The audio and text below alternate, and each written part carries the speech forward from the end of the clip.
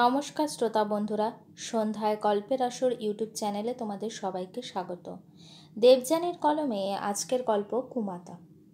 অনিমেষের রিপোর্টে ভালো করে চোখ বুলিয়ে নিয়ে তনিমা বলল, যাক বাবা, সুগারটা ফাইনালি কমলো। 70 হয়ে গেছে তোমার, তাই যখন তখন যা খুশি খেয়ে নিলে চলবে না, বুঝলে?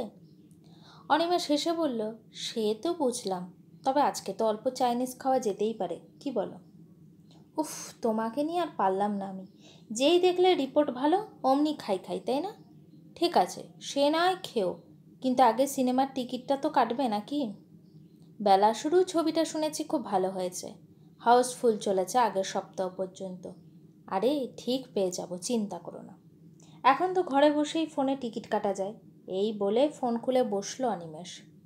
তনিমা ঘরের কাজ সারতে সারতে বলল, ভাগ্যিস বলেছিলাম মুখার্জিদার কাছ থেকে এই ব্যাপারগুলো শিখে নিতে। এখন দেখছো তো কত সুবিধে। অনিমেষ মুচকি হেসে বলল, ভাগ্যিস তুমি ছিলে, নয়তো আমার যে কি হতো। দুপুরে খাওয়া দাওয়া সেরে বেরোলো দুজনে।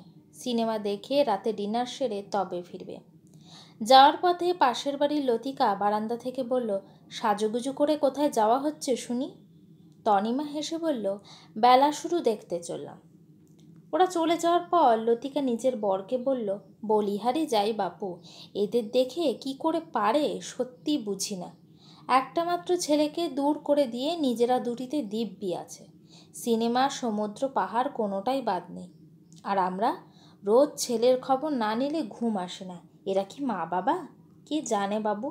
লতিকার পর পরেশ বলল, আরে ওদের ছেলে শ্রেয়ান বিয়ের পর কোন মেয়ের সাথে নাকি সম্পর্ক করেছিল, তোমরাই তো বলেছিলে। সেই থেকেই তো ছেলেকে ত্যায্য করেছে। লতিকা ধমক দিয়ে বলল, এই তুমি থামো তো। আজ আমাদের বাবু যতই অন্যায় করুক, আমরা তো বাবুর দিকটাই দেখব নাকি? নিশ্চয়ই মেয়েটার কোনো দোষ ছিল, পরের মেয়ে নিয়ে একেবারে বেশি মাতামাতি। এসব তনিমার জন্য হয়েছে, বেশি পড়ালেখা শিখে একেবারে মাদার ইন্ডিয়া হয়েছে, যত সব। সিনেমা দেখতে যাওয়ার পথে ছোট একটা কালী মন্দির পড়ে। অনিমেষের ঠাকুর দেবতায় বিশ্বাস নেই। তনিমা বলল, তুমি এগিয়ে যাও, আমি একটু প্রণাম করে আসি।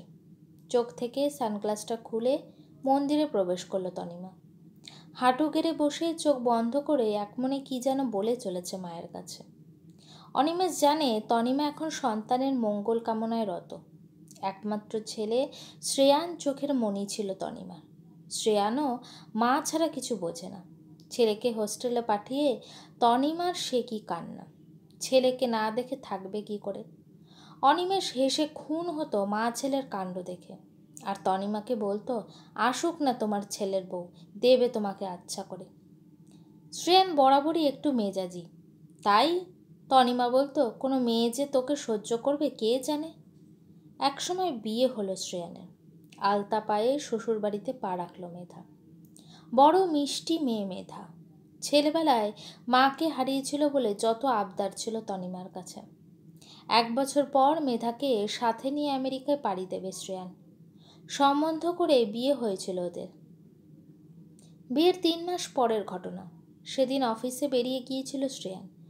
মেধার জন্য চা বানিয়ে বহু ডাকাডাকির পরেও দরজা না খোলায় ভয় পেয়ে গেল তনিমা আর অনিমেষ। পাড়ার ছেলে দিয়ে দরজা ভাঙিয়ে দেখল ঘুমের ওষুধ খেয়ে অজ্ঞান অবস্থায় পড়ে আছে মেধা। সাথে সাথে হাসপাতালে নিয়ে যাওয়ায় সেই যাত্রায় বেঁচে গেল মেয়েটা। কিরে, কেন এমন করলি তুই? তনিমার প্রশ্নে হাউ হাউ করে কাঁদতে কাঁদতে তনিমাকে জড়িয়ে ধরে মেধা বলেছিল, শ্রেয়ান নাকি অন্য একটি মেয়েকে ভালোবাসে। অন্য মেয়ে? কে সে? মায়ের প্রশ্নে শ্রেয়ান বলেছিল মেয়েটির নাম রিয়া। সে কোন এক সময় শ্রেয়ানের প্রেমিকা ছিল। দুজনের মধ্যে ভুল বোঝাবুঝি হওয়ায় শ্রেয়ান জেদ করেই মেধাকে বিয়ে করে। কিন্তু এখন নাকি দুজনের ভুল বোঝার অবসান হয়েছে। ছি, তোকে এই শিক্ষা দিয়ে বড় করেছি আমি? মেধা কি তোর হাতের খেলার পুতুল যে যেমন খুশি ওকে নিয়ে খেলবি তোরা? তোর খামখেয়ালির মাসুল কি আমার বৌমা দেবে নাকি? মেয়েটা মা বলে ডাকে আমায়, ওর সাথে কোনো রকম অন্যায় আমি হতে দেব না। শ্রেয়ান বলল, ভুল হয়ে গেছে মা, আর কখনো হবে না। রিয়ার সাথে আমি আর কোনো রকম যোগাযোগ রাখবো না। তারপর সব ঠিক হয়ে গেল একদম আগের মতো। তনিমাকে গালে আদর করে মেধা বলেছিল, ভাগ্যিস তুমি ছিলে মা। তনিমা মেধাকে বলেছিল, কোনো সমস্যা হলে সবার আগে আমাকে বলবি, আমি আছি তোর পাশে সবসময়। ছেলে বউয়ের ঘরের বন্ধ দরজার ওপারে কি হচ্ছে তুই না বললে বুঝবো কি করে বল। কিন্তু মেধা বলল না তনিমাকে। একদিন খবর এলো চলন্ত বাসের তলায় পিষ্ট হয়ে মৃত্যু হয়েছে মেধার। যদিও দুর্ঘটনাটা দুর্ঘটনার মতোই দেখতে, কিন্তু ঘটনার আসল রূপ প্রকাশ পেল যখন শ্রেয়ান রিয়াকে বিয়ে করবে বলে বাড়িতে জানালো। তনিমা বলল, ওই মেয়ের জন্য আমার বাড়িতে কোনো জায়গা নেই। শ্রেয়ান বলল, তুমি ভুল ভাবছো মা, রিয়ার সাথে মাঝখানে আমার কোনো যোগাযোগ ছিল না। মেধার মৃত্যুটাও দুর্ঘটনা ছাড়া আর কিছুই না। কিন্তু তনিমার মন বারবার বলছিল শ্রেয়ান মিথ্যে বলছে। ওদের মধ্যে যোগাযোগ ছিল বলেই মেধা মরতে বাধ্য হয়েছিল, নয়তো যে মেয়ে রাস্তা পারাপারের সময় তনিমাকে হাত ধরে রাস্তা পার করাতো সে কখনো বেপরোয়াভাবে রাস্তা পার হতেই পারে না। মেধার ছবির দিকে তাকিয়ে তনিমা ছেলেকে বলেছিল, তোকে মানুষ করতে পারিনি বাবা, তুই চলে যা, তোর পছন্দের মানুষকে নিয়ে শান্তিতে থাক। যে ভালোবাসা মানুষের প্রাণ কেড়ে নেয় তাকে আমি ঘেন্না করি। মা ফিরিয়ে দেওয়ার পর বাবার কাছেও গিয়েছিল শ্রেয়ান। অনিমেষ বলেছিল, তোর মাকে আমি কষ্ট দিতে পারবো না, তুই কিভাবে জীবন কাটাবি সেটা তোর একান্ত নিজস্ব ব্যাপার, কিন্তু তোর জন্য আমি তনিমার হাত ছেড়ে দিতে পারবো না।